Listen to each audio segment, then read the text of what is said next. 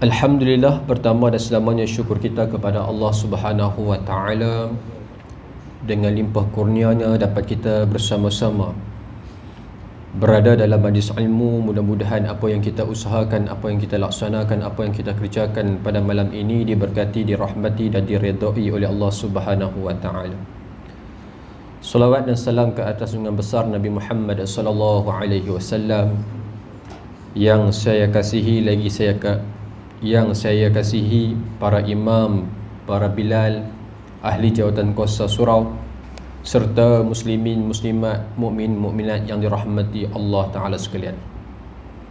Alhamdulillah, sekali lagi kita bertemu dalam pengajian kitab 40 hadis peristiwa akhir zaman. Sebagai muqaddimah pertemuan kita pada malam ini, seperti biasa kita bawakan sepotong ayat suci Al-Quranul Karim yang menceritakan tentang doa, iaitulah surah Ali Imran ayat yang ke-9. A'udzu billahi minasyaitonir rajim. Rabbana innaka jami'un nasi liyaumin la raiba fih innallaha la yukhliful mi'ad. Wahai Tuhan kami, sesungguhnya Engkaulah yang akan menghimpunkan sekalian manusia untuk menerima balasan pada suatu hari, yakni hari kiamat, yang tidak ada syak padanya. Sesungguhnya Allah tidak memungkiri janjinya. Jadi dalam surah Ali Imran ayat yang ke-9 ini, tuan-tuan, satu doa yang mana kita meyakini bahawa sesungguhnya Allah Ta'ala akan menghimpunkan saya dan juga tuan-tuan semua. Kita akan berkumpul di satu tempat yang disebut sebagai Yaumul Mahsyar, tempat di mana hari akhirat, disitulah tempat balasan bagi yang melaksanakan amal baik, maka dibalas baik. Yang melakukan amal buruk, maka balasan buruk dibalas oleh Allah Subhanahu wa taala. Innallaha la yukhliful mi'ad, dan sesungguhnya Allah tidak memungkiri janjinya. Maka orang yang melakukan amalan soleh, maka Allah janji akan balasan yang baik-baik. Dan orang yang tidak melakukan amalan soleh ataupun melakukan maksiat kepada Allah, maka Allah juga janji akan memberi satu balasan azab yang amat pedih, sebagaimana yang disabdakan oleh baginda Rasulullah dalam hadis dan juga dalam ayat suci Al-Quranul Karim. Maka ini ayat, satu doa yang mana boleh menguatkan keimanan kita kepada Allah Subhanahu wa taala tentang cabang kepercayaan ataupun keimanan kita pada hari akhirat. Salah satu perkara yang wajib kita beriman adalah beriman kepada hari akhirat. Penting tak pentingnya beriman kepada hari akhirat ni, tuan-tuan, dia merupakan satu pengubat kepada satu jenis penyakit yang Allah Ta'ala rakamkan dalam surah Al-Ma'arij, iaitulah innal insana khuliqa halu'a, yang mana Allah Subhanahu wa Ta'ala ciptakan manusia. Sesungguhnya manusia ini diciptakan oleh Allah Ta'ala dalam keadaan keluh kesah. Apa maksud keluh kesah? Dalam ayat yang seterusnya Allah cerita manusia ni bila terima ujian, dia tak sabar. Tu keluh kesah. Bila Allah bagi satu dia ujian yang Allah timpakan kepada dia, dia tak sabar, dia mengeluh, dia kata macam-macam, dia frust, maka itulah perangai halu'a yang disebut oleh Allah Ta'ala. Dan bila mana Allah Ta'ala memberikan dia nikmat, maka dia manusia yang tak kenal erti kesyukuran. Allah bagi nikmat, dia tak bersyukur kepada Allah. Bila ujian dia tak sabar, bila terima nikmat dia tak bersyukur kepada Allah. Maka nak perbaiki daripada perangai itu, tuan-tuan, Allah sebut 8 benda kita kena ada. Dalam surah Ma'arij, tuan-tuan, ada 8 benda yang kita kena buat. Ada 8 perkara ini insya-Allah Allah pelihara kita daripada perangai tersebut. Yang pertama, kata Allah, mestilah kita ini solat yang daimun, solat yang senantiasa kita lakukan. Tu yang pertama. Solat tak ditinggal. Orang yang buat solat, orang yang tak pernah tinggalkan solat, maka Allah pelihara daripada sifat tersebut. Yang kedua apa dia? Yang kedua adalah dia mengambil sesuatu daripada hartanya dan berikan kepada orang lain. Maksud kata dia mengeluarkan zakat. Hak dia tahu duit yang dia cari tu bukan 100% duit dia, maka dia ambil sikit, dia bagi kepada golongan yang memerlukan ataupun golongan asnaf, maka dia menunaikan ibadah zakat. Orang yang tunai ibadah zakat, dia jadi manusia yang syukur, dan Allah terima. Bila Allah timpa dia dengan satu ujian, maka dia menjadi manusia yang sabar. Tuan-tuan, itu keagungan ataupun hikmah bila mana kita menunaikan ibadah zakat. Tu baru-baru ni tuan-tuan, kami post dalam satu posting di website zakat tentang GrabFood bayar zakat bulan-bulan. Oi, jadi isu juga rupanya. Rupa-rupanya masih lagi ramai yang tak tahu tentang zakat ni bayar bulan-bulan. Baca komen bawah-bawah, bukan page kami lah, ramai page lagi yang share, di antaranya Siakap Keli. Tuan-tuan, Siakap Keli. Siakap Keli tu page, bukan haiwan. Dia fikir Siakap Keli, first time dengar Siakap Keli, mentang apa Siakap Keli ni. Dah, itu page. Dia pun share, kita baca komen-komen kat bawah tuan-tuan, ramai. Rupa-rupanya yang tak reti tak apa, boleh belajar. Yang buat pandai ni, buat pula tahu ni masalah tuan-tuan. Oh, dia kata haram pi kutip tiap-tiap bulan pada orang miskin. Haram tu Kita yang kerja lama pun tak pernah jumpa hukum tu. Dia kata haram tu zakat ni. Kalau pi kutip pada orang miskin, dahlah kutip tiap-tiap bulan ku atas. Allahu Akbar tuan-tuan. Kita baca geleng pala. Ada yang dia share, buat kat posting dia sendiri, kata ni lah pusat-pusat zakat menzalimi orang miskin. Tak cukup haul pun pi kutip tiap-tiap bulan. Dahlah kawan tu pun makan cukup-cukup, GrabFood je, tiba-tiba pi kutip pula bulan-bulan. Maka cukup-cukup zalim. Buih kemah tuan-tuan. Kena faham molek-molek, bayar bulan-bulan tu cukup haul dia, sama ya konsep dia nah. Bila satu tahun tu contoh kena 1,200, dia bayar 100 tiap-tiap bulan. Maka mai sampai Disember cukup 1,200, haul tetap dikira satu tahun. Cuma harus kita bayar secara bulan-bulan ini. Kita mendahulukan bayaran supaya kita ni rasa tak beban sangat bila kita bayar sikit-sikit. Mai cukup bulan ataupun cukup akhir tahun, tiba-tiba nak keluar 1,200, rasa macam berat, besar juga 1,200 tu. Sebab itulah diharuskan kita bayar bulan-bulan supaya tak rasa terbeban dan supaya keimanan kita dipelihara oleh Allah Ta'ala. Kena 1,200 tuan-tuan, elok nak pergi pusat zakat, tiba-tiba tengok Oppo buat promosi. Daripada pergi bayar 1,200, pergi ambil satu Oppo tuan-tuan. Jadi kacau, jadi cacah merba terus. Daripada nak bayar zakat, jadi tak bayar zakat. Jadi ada juga, bukan tak dinafikan tuan-tuan, ada orang yang susah dia nak bayar juga zakat tu. Terang kami katakan, kita dah terang dah, bila kita tolong kira kat dia, memang kita kata dia belum lagi mencapai wajib. Tapi memang kita syorkan. Tapi kalau tuan nak bayar juga, boleh dengan kadar serendah RM10 dan dia dikira sebagai sedekah. Dia bukan wajib kerana dia belum lagi cukup syarat orang yang wajib. Maka kita terangkan dia hanya dikira sebagai pahala sedekah. Maka dia nak bayar juga, tak kira macam mana pun, sedekah ke, zakat ke, aku nak bayar juga RM10. Dia bayar tiap bulan RM10. Jadi satu tahun RM120. Maka salahkah kalau orang nak bayar? Maka tak salah. Kerana itu tuntutan agama untuk kita perbanyakkan sedekah, untuk perbanyakkan amalan-amalan yang berkaitan dengan amwal, supaya kita banyak keluar, hati kita ni tak menjadi orang yang kedekut.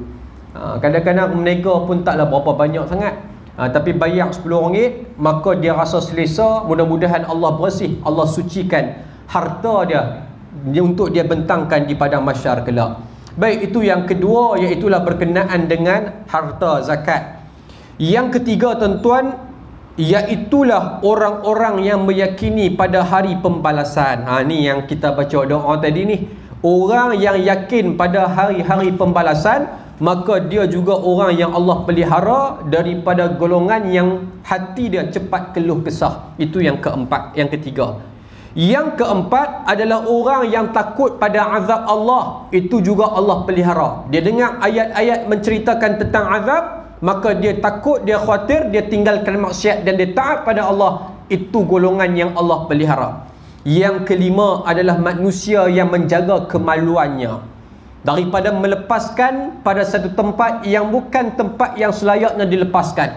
Maka itu jugalah Allah Ta'ala pelihara daripada perangai keluh kesah. Yang keenam adalah manusia yang amanah bila menerima satu tanggungjawab dan juga bila berjanji dia tepati. Yang ketujuh, bila mana dia menjadi saksi, dia menjadi saksi yang benar, tidak pernah menjadi saksi yang palsu. Dan yang terakhir adalah manusia yang ketika mana solatnya dia jaga. Solat dia jaga, maksud kata daripada awal-awal, daripada kena ambil wuduk sampailah habis solat, dia jaga sepenuhnya syarat, dia jaga sepenuhnya rukun. Maka manusia yang menjaga solatnya, termasuklah solat pada waktunya, maka inilah 8 golongan yang bila kita ada ke-8 ini tuan-tuan, Allah timpakan satu ujian, insya-Allah kita akan jadi manusia yang sabar. Dan bila mana Allah bagi nikmat kepada kita, insya-Allah juga tuan-tuan, Allah akan berikan, Allah akan campakkan kepada kita, iaitulah perasaan yang sentiasa syukur kepada Allah. Bukan sekadar syukur pada mulut, tetapi dia juga syukur dalam hati dan juga syukur dengan amal kebaikan yang dia lakukan kepada Allah Subhanahu wa taala. Jadi mudah-mudahan muqaddimah pertemuan kita pada malam ini menjadi satu pengajaran yang baru. Mudah-mudahan kita menjadi golongan yang dipelihara oleh Allah Subhanahu wa taala. Baik, kita masuk semula, iaitulah pengajian 40 hadis peristiwa akhir zaman. Kita telah sampai kepada hadis yang ke-27. Hadis yang ke-27, kalau kitab saya ni mungkin kitab lama, muka surat 61, iaitulah tanah Arab yang tandus menjadi lembah yang subur. Ni salah satu daripada tanda-tanda akhir zaman. Kiamat tak akan terjadi selagi mana tanah Arab yang sebelum ini tandus, dia menjadi lembah yang subur. Tuan-tuan, kita tengok hadis dulu. An Abi Hurairah radhiyallahu anhu qala Rasulullah sallallahu alaihi wasallam, la taqumus sa'ah hatta ta'uda ardul arabi murujan wa anhara. Rawahu Muslim. Daripada Abu Hurairah radhiyallahu anhu berkata, telah bersabda Rasulullah sallallahu alaihi wasallam, tidak akan terjadinya kiamat sehingga tanah Arab yang tandus itu menjadi lembah yang subur dan dialiri sungai-sungai. Hadis riwayat Muslim. La taqumus sa'ah, kata Nabi sallallahu alaihi wasallam. Ini antara hadis akhir zaman. Tidak akan terjadinya kiamat. Kiamat ni tuan-tuan tak akan jadi selagi mana tak bertemu satu perkara yang disebut oleh baginda Rasulullah, iaitulah hatta ta'udal ardul arab, iaitulah perubahan pada tanah Arab. Yang asalnya tanah Arab ni dikenali sebagai tanah yang gersang, tanah yang kering kontang, maka tanah tersebut dia menjadi satu lembah yang subur, muruja, tanah yang subur, dan juga anhara, iaitulah penuh dengan sungai-sungai ataupun dialiri dengan sungai-sungai. Bila ada tanda tu tuan-tuan, ketahuilah bahawa sesungguhnya kita dengan yaumul qiyamah semakin lama semakin dekat. Semakin jelas Allah pertunjukkan apa yang dinyatakan oleh Nabi SAW, maka lagi jelaslah kita bahawa sesungguhnya kiamat tu semakin dekat. Kita tengok keterangan. Sekarang kita telah mulai menyaksikan kebenaran sabdaan junjungan kita ini. Kita banyak melihat tanah Arab yang dahulunya tandus dan sangat kering. Tuan-tuan, yang mana tanah Arab ini dikenali sebagai tanah yang tandus dan sangat kering. Apa bukti yang tanah Arab ni awal-awal tandus dan kering? Kita mungkin boleh ambil satu kitab, kitab yang kita duk belajar tentang perjalanan sirah nabawiyah ataupun sirah Nabi Muhammad sallallahu alaihi wasallam. Contoh, kita ambil satu kitab, iaitu Rahiqul Makhtum contoh. Maka dalam permulaan kitab Rahiqul Makhtum, awal-awal permulaan kitab-kitab sirah, kebanyakan akan cerita tentang permulaan sejarah, iaitulah bermula dengan Nabi Allah Ibrahim AS. Banyak di antaranya kitab Rahiqul Makhtum, awal-awal muka surat 1, antara muka surat 3, 4, 5, 6 lebih kurang macam tu. Maka banyak cerita tentang Nabi Allah Ibrahim AS, perjalanan Nabi Allah Ibrahim sampailah dia berkahwin, kemudian dia kahwin dua, lahir satu zuriat, maka disuruh oleh Allah Ta'ala pergi satu tempat yang namanya Bakkah.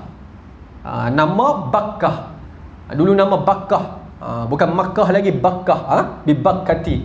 Maka namanya Bakkah. Nabi Allah Ibrahim bawa satu putranya Nabi Allah Ismail alaihissalam bersama dengan ibundanya, isteri yang kedua. Siapa isteri kedua Nabi Allah Ibrahim, tuan-tuan? Sarah ke Hajar? Sarah ke Hajar, tuan-tuan? Hajar.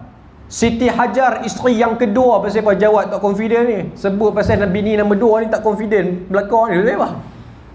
Tak confident sikit, tuan-tuan. Hajar, Siti Sarah bini yang pertama, Siti Hajar bini yang kedua. Maka dibawanya Hajar bersama dengan Nabi Allah Ismail alaihi salam pergi satu tempat yang namanya Bakkah. Daripada Palestin jalan, tuan-tuan, selagi mana Allah tak suruh berhenti, jangan berhenti. Maka berhentilah di satu pohon yang tinggi. Maka ditempatkan di situ anaknya yang masih menyusu dengan Siti Hajar. Maka berhenti tu, tuan-tuan, tengok kiri kanan, pokok apa pun tak ada, melainkan satu pokok yang tinggi ya. Tengok kiri kanan, binatang pun tak ada, ayak pun tak ada, manusia pun tak ada duduk kat tu, tuan-tuan. Maka itu arahan daripada Allah Subhanahu wa Ta'ala. Tinggal yang anak baru lahir, sedangkan Nabi Ibrahim ni dah lama dah teringin anak, tak dapat-dapat, sampai Allah bagi dapat, tiba-tiba nak kena duduk jauhan dan tinggal pula di satu kawasan yang gersang, kering kontang, apa pun tak ada, tuan-tuan. Nabi Ibrahim tinggal-tinggal, tuan-tuan, balik. Maka dalam nak naik unta tu, dia tinggalkan apa yang dia ada kepada isteri dan juga anaknya Ismail alaihissalam. Yang tinggal kat dia kurma dan juga ayak, tu pun untuk habuan dia. Maka dia fikir, dengan apa pun tak ada ni, kalau 3 hari tak makan meninggal. Maka dia pun bagilah apa yang dia ada, menangis Nabi Allah Ibrahim. Maka elok nak tinggal, tiba-tiba Hajar pegang jubah Ibrahim AS. Wahai suamiku, betul ke nak tinggal kat ni? Allah, tuan-tuan, kalau kita situasi teriak belakang, tuan-tuan, betul ke wahai Ibrahim, nak tinggal kami dua ni kat sini ni? Kemudian mulut Hajar mengatakan, Allah amaraka hadha, Allah amaraka bihadha, adakah Allah Ta'ala yang perintahkan kamu buat macam ni? Maka Ibrahim kata, Allahumma ya Rabb, sesungguhnya ini adalah arahan daripada Allah Subhanahu wa Ta'ala. Maka ditinggalkan. Maka dia yakin kalau Allah yang perintah, maka Allah tidak sia-siakan Nabi Allah Ibrahim, Nabi Allah Ismail dan juga ibundanya Siti Hajar untuk tinggal di kawasan yang kering kontang, yang tandus. Maka bermulanya tanda-tanda kiamat bila, tuan-tuan? Ketika mana peristiwa itu pun dah bermulanya tanah Arab menjadi subur, tanah Arab dah menjadi air. Yang mana sejak peristiwa air Zamzam, maka mailah kelompok-kelompok kabilah. Di antara kelompok yang pertama adalah Jurhum, suku Bani Jurhum yang asal daripada Yaman. Duduk sekali disebabkan tanah Mekah yang asalnya kering kontang telah ada sumber air Zamzam, menjadilah satu penempatan. Maka itu pun dah dikira tanah Arab yang asalnya kering kontang telah menjadi subur, tuan-tuan. Sejak Nabi Allah Ibrahim, maka mai satu zaman sampailah zaman Nabi kita Nabi Muhammad SAW. Nabi meriwayatkan hadis ini tak akan terjadinya sampai tanah Arab ni betul-betul jadi subur dan juga penuhi dengan sungai-sungai yang mengalir daripada tanah yang asalnya kering kontang. Maka ketahuilah wahai muslimin, dalam keterangan ini menyatakan sekarang sudah mulai menghijau dan ditumbuhi rumput-rumput dan pohon-pohon kayu. Maka kata pengarang kitab, ketahuilah wahai manusia, sesungguhnya tanah Arab pada ketika ini, pada saat ini telah semakin lama semakin menghijau. Kalau kita lihat gambar-gambar yang dipost, di antaranya tempat di Taif. Kita tengok media sosial, ada orang post Taif dahulu dan Taif sekarang berbeza, tuan-tuan. Yang asalnya Taif pada zaman dahulu tak ada apa. Maka bila kita lihat pada situasi ataupun keadaan sekarang, Taif dah mula menghijau-hijau. Erti kata apa? Erti kata apa yang disabdakan oleh Nabi Muhammad SAW ini adalah benar. Bahkan kalau kita tak tumpu pada tanah Arab semata-mata, kita lihat juga di kawasan-kawasan yang lain, di antaranya UAE, yang sekarang ni cukup isu besar bila sebut UAE, tuan-tuan. Orang geram sungguh sekarang ni. Tak apalah, UAE, tuan-tuan, bagaimana di satu pergunungan yang dinamakan pergunungan Jais, yang mana gunung ini, tuan-tuan, pada tahun 2019 pernah turun salji yang asalnya gunung tersebut hanyalah kering kontang dan juga padang pasir, tuan-tuan. Yang asalnya tak ada apa, yang asalnya kering kontang, yang asalnya padang pasir, maka turunnya hujan, turunnya salji pada tahun 2019, yang mana luasnya sehingga 5 km persegi, yang mana ketebalannya mencecah 2 meter dan sebagainya, tuan-tuan. Jadi hebat.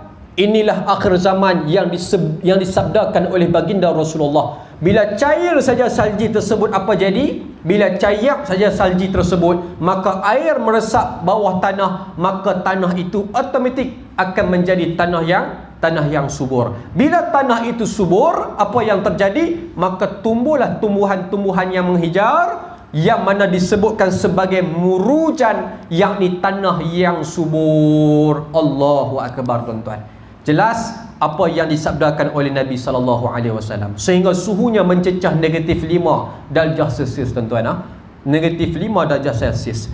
Jadi tak heran, tuan-tuan, kalau kampung seronok boleh turun salji. Tak heran. Kampung saya tiba-tiba besok pagi turun salji. Nak heran apa, tuan-tuan, kalau Allah bagi sungguh. Sedangkan padang pasir yang memang kita tengok apa pun tak ada. Hujan pun kalau 1 ton turun 2-3 kali ya. Mekah dulu, tuan-tuan, turun hujan dalam 1 ton lebih kurang 2-3 kali ya. Maka sejak kebelakangan ini, Mekah Allah Ta'ala campakkan hujan, campakkan air, yang mana menyuburkan kota Arab, menyuburkan bumi Arab, yang mana turunnya hujan menyuburkan tanam-tanaman dan juga menyuburkan tanah-tanah, tuan-tuan. Masya Allah, tabarakallah. Di Malaysia ni kira kita ni bukan Arab lah. Jangan doa anggap kita ni tanah Arab lah. Kita bukan tanah Arab, kita ni tanah Melayu. Tanah Melayu ni tak heranlah, banyak juga taburan-taburan hujan yang Allah berikan kepada kita. So tak apa nak heran sangat. Sejak kebelakangan ni pun banyak hujan. Tiap petang, Masya Allah, tabarakallah, Allah Ta'ala kurniakan kepada kita hujan. Hujan-hujan pun ribut pun banyak juga. Habis pula SPU, pakat banyak bumbung-bumbung tercabut dan sebagainya. Mudah-mudahan Allah pelihara turunnya nikmat itu bukanlah nikmat yang boleh menurunkan bencana. Mudah-mudahan, tuan-tuan, biarlah turunnya nikmat daripada langit, nikmat yang boleh kita capai, nikmat yang boleh kita dapat untuk kita manfaatkan nikmat-nikmat tersebut, insya-Allah. Baik. Jadi kalau di UAE pun sama, tuan-tuan, seperti mana di Tabuk pada tahun 2010 pun sama, pernah banjir, sehingga kan Nabi SAW pernah bersabda kepada Sayyiduna Muaz, "Wahai Muaz, kamu akan lihat suatu ketika nanti di tempat ini akan dipenuhi dengan kebun-kebun." Maka kita boleh lihat bagaimana situasi di Tabuk, iaitulah sekarang ini penuh dengan kesuburan, yang mana disabdakan oleh baginda itu adalah benar dan jelas bahawa kita dengan yaumul qiyamah semakin dekat. Allahu akbar. Baik. Contohnya padang Arafah yang ada di Mekah Al-Mukarramah, yang dahulunya hanya dikenali sebagai padang yang tandus dan tidak ada pohon-pohon, maka sekarang ini telah dipenuhi oleh pohon-pohonan. Jadi siapa yang pernah pergi umrah, siapa yang pernah pergi haji, dia boleh lihat bagaimana keadaan di Arafah sekarang ni, tuan-tuan. Bagaimana Arafah yang dahulu, bagaimana Arafah yang sekarang. Maka Arafah pada sekarang ini, kata pengarang kitab, telah dipenuhi oleh pohon-pohonan. Ada yang katakan, "Ustaz, pohon-pohon tu orang tanam, daripada kerajaan Saud yang tanam." Tak kira lah, tuan-tuan, tanam ataupun tidak. Maka Arafah yang sekarang ini tak sama seperti Arafah yang dahulu, iaitulah Arafah pada ketika ini telah dipenuhi dengan pohon-pohonan, telah dipenuhi dengan pokok-pokok, berbeza dengan Arafah yang dahulu. Kadang-kadang padang pasir pun dah ada yang dialiri oleh sungai-sungai. Contoh di Mesir tuan-tuan ada satu tempat yang namanya Fayyum. Di tengah-tengah kawasan padang pasir tu dia ada satu air terjun di Fayyum. Satu air terjun yang ada di tengah-tengah padang pasir berdekatan dengan satu tasik, yang tasik tu kita tahu tasik apa, iaitulah tasik Qarun. Dekat dengan tasik Qarun. Maka tasik Qarun ni kalau siapa yang pernah pi, saya pun tak pernah pi lah, tapi kawan-kawan di Mesir pernah cerita yang pernah pi, kalau berada di tasik Qarun ni tuan-tuan, duduk di penghujung tasik, nak tengok satu lagi penghujung, kalau ada satu lori tu nampak macam semut. Maksud kata di penghujung, nampak penghujung, bukan tak nampak, tapi penghujung tu nampak lori tu seperti semut, kecil sungguh. Nak kata apa? Nak kata harta Qarun ni, Masya Allah, Tabarakallah, Qarun sungguh besar sungguh tuan-tuan, banyak sungguh, sampai Allah tenggelamkan dalam satu lembah, dalam satu tasik yang sangat-sangat luas, Masya Allah, Tabarakallah. Jadi itu azab bagi orang yang lupa pada Allah. Allah nak bagi satu pendoman kepada umat selepasnya, iaitulah peringatan supaya kalau ada harta yang banyak, kena ingat siapa yang pernah memberikan harta-harta tersebut. Arafah, kata pengarang kitab, Arafah nak pergi ke Mekah lebih kurang dalam 12 km. Daripada Mekah, daripada Kaabah nak pergi ke Arafah lebih kurang dalam 12 km. Jadi keluasan Arafah tu lebih kurang dalam 6 km persegi. Dalam penuh 6 km persegi itulah dipenuhi dengan manusia yang datangnya daripada seluruh umat Islam tuan-tuan. Seluruh dunia mai duduk di padang Arafah yang keluasannya lebih kurang 6 km persegi. Semua manusia duduk dalam tu tuan-tuan. Ada iktibar daripada peristiwa Arafah. Cuma saya berminat dengan satu perkara, iaitulah bayangkan kitab ni ditulis tuan-tuan. Macam kitab saya ni cetakan pertama pada September 2015. Syekh Fahmi Zamzam tuan-tuan, dia susun kitab tersebut. Kitab ni nak cerita kata kitab ni tahun 2015 pun dah subak, telah dipenuhi dengan pohon-pohonan. Agak-agak tahun 2020 ni macam mana rupa tanah Arab pada ketika ini tuan-tuan. Wallahu ta'ala alam. Kalau zaman tu pun dah mula menghijau, agak-agak zaman 2020 yang kita pada tahun ni tak ada siapa boleh pi tuan-tuan, yang mana Allah Ta'ala uji dengan COVID-19, maka siapa pun tak boleh nak pi. Tiba-tiba takut-takut tuan-tuan, tahun depan kita pi, macam-macam serba maknikam ada di Mekah Al-Mukarramah, kan? Macam-macam ada di sana. Wallahu Ta'ala alam. Mungkin pipi durian pun ada. Mungkin lah, mana nak tahu kan. Sebab Mekah ni dia satu tempat, sahabat Mesir juga cerita, satu tempat yang mana Mekah ni semua benda ada. Kalau dekat Mesir, lepas dekat Mesir nak cari contoh Maggi jarang ketemui, susah juga nak dapat. Tapi kalau nak senang dapat di Mekah, semua maknikam ada. Jadi hebatnya Mekah dan Madinah ni, ataupun Arab lah. Arab ni macam-macam serba maknikam ada. Jadi mana nak tahu, kok pipi buah durian pun ada. Pipi kena musangki rasa macam balik pulau punya. Allahu Akbar. Benda tak mustahil tuan-tuan. Nak kata menghijau sungguh tanah-tanah Arab ni. Inilah perkara yang disabdakan oleh baginda. Baik, sehingga kelihatan menghijau dan kita dapat berteduh di bawah naungannya. Sampai dapat kita berteduh di bawah pohon tersebut.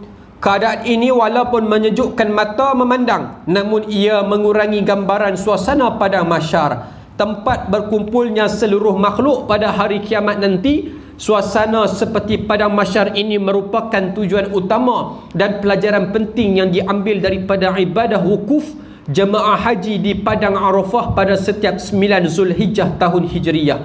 Jadi tuan-tuan, manusia ataupun umat Islam pada tahun 9 Zulhijjah, pada 9 Zulhijjah pada setiap tahun, umat Islam akan berkumpul di padang Arafah dengan satu tujuan, iaitulah kita mengambil bagaimana suasana di padang mahsyar kelak. Itu tujuan utama. Allah nak gambarkan kepada kita bagaimana suasana kita akan dibangkitkan di padang mahsyar. Macam itulah punya ramai manusia yang akan berkumpul. Macam itulah manusia akan berada di satu tempat yang padang pasir. Itu tujuan asal. Maka kata pengarang kitab, takut-takut bila mana adanya pohon-pohon ini maka ia sedikit sebanyak mengurangi gambaran yang asal ataupun tujuannya adalah untuk menjadi iktibar kepada kita dibangkitkan di padang mahsyar. Bila ada pokok tak nampak dah, bukan tak nampak, kurang nampak seperti mana dibangkitkan di padang mahsyar. Mahsyar ni kita sedia maklum bahawa tak ada apa-apa tumbuhan, tuan-tuan. Semua manusia sahaja yang akan dibangkitkan oleh Allah Subhanahu Wa Taala, dan juga haiwan, yang mana semua akan jadi haba'an manthura. Setelah mana mereka berkeli dekat dunia, maka tanduk, maka hilang terus jadi padang pasir ataupun jadi debu-debu yang berterbangan. Ada juga haiwan yang dibangkitkan di padang mahsyar. Tapi nak cerita manusia semua dibangkitkan, maka iktibar kita berwukuf adalah kita nak ambil pengajaran, oh macam ni rupanya aku dibangkitkan di padang mahsyar. Cuma kita masih lagi berpakaian putih, serba putih, menunjukkan manusia ini semua sama. Tapi di padang mahsyar kelak, manusia semuanya tak ada seurat benang pun di pakaiannya, semua dalam keadaan berbogel, kata Nabi SAW.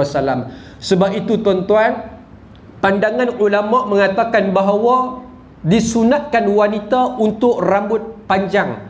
Tuan-tuan, disunatkan kalau wanita ni rambut panjang, mudah-mudahan dengan rambutnya yang panjang itu menutup badannya ketika mana di padang mahsyar. Disunatkan, sebab itu wanita disunatkan rambut panjang, mudah-mudahan tutup rambutnya pada alat-alat kemaluan dan juga pada anggota-anggota yang perlu ditutup. Mudah-mudahan tuan-tuan disunatkan. Tapi tak menjadi masalah kalau tak tutup pun, kerana Sayyidatuna Aisyah pernah dah ajukan soalan itu kepada Rasulullah. Ya Rasulullah, malulah aku kalau semua manusia melihat aku dalam keadaan berbogel. Maka kata Rasulullah, ketahuilah wahai Aisyah, sesungguhnya pada hari itu bukan lagi hari sekodeng sedunia. Tak dah tuan-tuan. Nabi tak katalah, tapi nak cerita macam tu. Manusia dah tak pandang dah, tak tengok dah, tak perhati dah. Tetapi manusia pada ketika itu semuanya takut dengan amal-amal kebaikan masing-masing, amalan-amalan masing-masing, sama ada baik ataupun buruk, sama ada ashabul shimal ataupun ashabul yamin. Maka manusia dah tak perhati dah tentang rupa paras ataupun bentuk badan manusia walaupun dalam keadaan berbogel. Allahu Akbar. Tapi bagi perempuan disunatkan, kata ulama. Bagi lelaki haram tuan-tuan. Oh, dia dah tahu mengaji, dia kata sunat, dia pun taruh rambut panjang. Mudah-mudahan tutuplah anu dia di padang mahsyar. Tu dia sampai tutup, sampai takat lutut, jaga sampai lutut. Pasal apa ni? Pasal nak tutup anu saya di padang mahsyar. Bukan Allah buka tu masuk humban dalam neraka tu tuan-tuan. Haram. Jangan duk simpan rambut panjang-panjang. Takat-takat yang dibenarkan oleh syarak sebagaimana baginda Rasulullah sallallahu alaihi wasallam sahaja. Jadi intipati Arafah ni adalah kerana Allah Ta'ala nak bagi gambaran kepada kita, mudah-mudahan kita menjadi manusia yang macam ni rupanya keadaan di Arafah. Wallahu Ta'ala alam tuan-tuan. Saya berhenti dulu takat tu, tengok jam dah pukul 8.12. Ulul amri bagi takat 30 minit, jangan duk lebih. Kita buat takat tu tuan-tuan. Berhenti awal dapat pahala. Kita bukan nak berhenti saja-saja, dapat pahala belaka tuan-tuan. Takut terlajak mai daripada kita derma RM5, keluar-keluar kena RM1,005. Sekali-sekali ustaz kena RM1,000. Jadi tak mau macam tu tuan-tuan. Lepas tu Ustaz Syarif di ban terus, tak mai dah Siti Aisyah. Kerana ustaz kami kena seorang RM1,000. Tapi tak habis lagi sebenarnya. Kita sambung sikit sementara nak azan. Tak azan pun tuan-tuan bukan buat apa pun kan. Pada duduk luar ramai kita sembang sikit lagi. Yang ke-9, perkara yang ke-9 yang menyebabkan hati boleh menjadi keras. Tadi kita dah habis tuan-tuan. InsyaAllah kita sambung pada pertemuan yang akan datang, pada hadis yang seterusnya. Sambung sikit lagi tuan-tuan. Tony kita pergi habis bang. 10 perkara yang menyebabkan hati boleh menjadi keras. Bulan lepas kita sambung perkara yang ke-8 yang tuan-tuan ingat sampai sekarang, iaitu kahwin di Morocco. Tu ya tuan-tuan ingat. Jumpa saya, ustaz jangan buat pasal ustaz, kami pi sungguh. Jadi saya tak berani dah melawak lebih kurang dengan tuan-tuan. Tuan-tuan ni orang kaya semua, pi sungguh mampu aku. Wattasi'u syabun yudayyi'u syababahu wa huwa fariq wa lam yatlub al-ilma wal adab. Yang ke-9 kata Imam Sufyan Ats-Tsauri rahimahullahu ta'ala anhu, perkara yang ke-9 yang boleh menyebabkan hati kita menjadi kerah adalah kerana satu orang pemuda yang mana dia menghabiskan masa mudanya dengan tidak menuntut ilmu dan juga adab. Tu pun boleh menyebabkan hati menjadi kerah. Manusia yang ada masa mudanya, tuan-tuan ni confirm dah ada masa muda. Confirm saya ni duduk tengah fasa muda lagi. Nak kata mudah lah. Maksud kata tuan-tuan ni masya-Allah syukur pada Allah Taala. Allah dah bagi dah lalui dah masa muda dah. Maka orang yang pernah melalui masa muda, bila dia tak penuhi masa mudanya dengan menuntut ilmu dan juga adab, maka dia adalah manusia yang Allah Ta'ala akan keraskan hatinya. Allahu Akbar. Penting bukan sekadar ilmu, tapi kena ada adab sekali. Malangnya tuan-tuan, kadang-kadang kita perhati orang ni rajin menuntut ilmu. Manusia dia boleh cari menuntut ilmu ni di mana-mana saja. Kita tengok YouTube, ulangan siaran daripada mana-mana ustaz. Dapat tak ilmu? Dapat tuan-tuan ilmu. Ilmu ni Allah bagi. Kita baca buku seorang diri, kita baca, dapat tak ilmu? Dapat ilmu. Tapi kita tak dapat satu benda yang dinamakan adab. Nak dapat adab dengan satu jalan je. Adab mesti kita mengaji dengan tok guru. Bila kita mengaji dengan tok guru, maka tok gurulah, ulama' lah yang akan ajarkan adab kepada kita. Kalau kita mengaji sendiri, maka kita sebenarnya berguru dengan syaitanur rajim. Kita tak faham, kita buat faham. Tu masalah yang cukup besar. Maka nak dapat ilmu dan adab, mesti kita berhadapan dengan tok guru. Barulah dapat yang dinamakan ilmu dan juga adab. Imam Ahmad bin Hanbal, bila dia mengajarkan hadis Nabi SAW dalam majlis ilmu dia, tuan-tuan, masya-Allah tabarakallah, dikatakan 5,000 anak murid dia main mengaji dengan dia.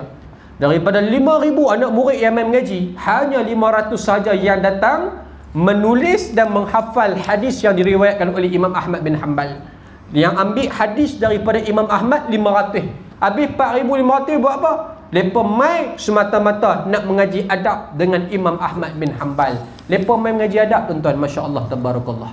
Jadi nak kata adab ni zaman dulu punya jaga sungguh-sungguh. Kerana dengan adab jugalah, tuan-tuan, kita boleh menjadi akhlak yang terpuji. Kerana kata Sayyidina Umar Al-Khattab, ta'allamul ilma, belajarlah ilmu, tuntutlah ilmu, ta'allamul sakinah wal waqar, maka tuntutlah juga ketenangan dan juga kemuliaan. Yakni tuntutlah adab juga, tuan-tuan. Dalam kita mengaji ilmu, mesti kena ada adab. Bila orang yang ada adab, barulah dia dengan ulama, dia akan pandang tinggi, dan apa saja pandangan yang berlainan daripada pandangan dia, dia akan raikan pandangan tersebut dan tidak akan pernah meremehkan pandangan-pandangan ulama yang terdahulu. Bila ada adab, dia akan jaga hormat alim ulama yang lain. Tapi kalau tak ada adab, maka dia suka condemn, dia suka kata dan sebagainya. Dia akan kata orang buat tu tak kena, buat ni tak kena dan sebagainya. Wa na'udzubillahi min dzalik. Mudah-mudahan kita menjadi orang yang berilmu dan juga beradab. Wallahu ta'ala alam. Yang baik itu datang daripada Allah Subhanahu wa ta'ala, yang salah dan silap itu datang daripada kelemahan diri saya sendiri. Ampun maaf dipinta anda terkasar bahasa, tersasul bicara. Mudah-mudahan pertemuan kita pada malam ini diberkati, dirahmati dan diredai oleh Allah Subhanahu wa ta'ala. A'udzubillahi minasyaitonir rajim. Bismillahirrahmanirrahim. Alhamdulillahirabbil alamin. Wassalatu wassalamu ala asyrafil anbiya'i wal mursalin wa ala alihi wa sahbihi ajma'in. Allahumma jam'ana hadza jam'an marhuma wa tafarruqana min ba'dihi tafarruqan ma'suma. Rabbana atina fid dunya hasanah wa fil akhirati hasanah wa qina adzaban nar. Wa sallallahu ala sayyidina Muhammad wa ala alihi wa sahbihi wasallam. Walhamdulillahi rabbil alamin. Assalamualaikum warahmatullahi wabarakatuh.